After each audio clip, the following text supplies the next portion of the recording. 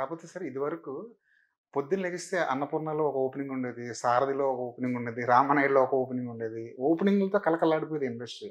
ఇప్పుడు అసలు ఒక సినిమా ఓపెనింగ్ అంటే ఆశ్చర్యపోవాల్సిన పరిస్థితి అదే కదా! అందుకే మరి తగ్గుతుంది అనేది నేను చెప్తుంది అదే కదా! ఎందుకు ఓపెనింగ్ జరగట్లేదు? ఎందుకు ప్రొడక్షన్స్ తగ్గుతూ పోతున్నాయి? సో, ప్రొడక్షన్ తగ్గుతూ పోవడం వల్ల అందరికి ఎఫెక్టే కదా! అవును.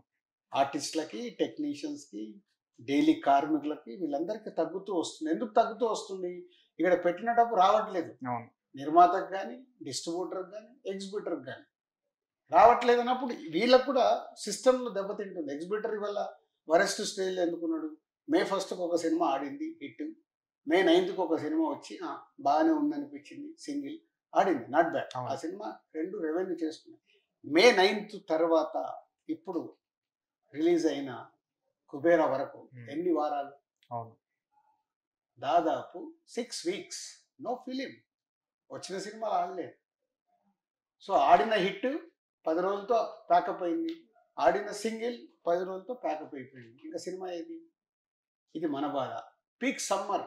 సమ్మర్‌లో ప్రేక్షకుడికి కూడా థియేటర్‌కొచ్చి చూడడానికి సినిమా లేదు. అవును. ఎంత వరెస్ట్ స్టేజ్‌లో ఉన్నాం.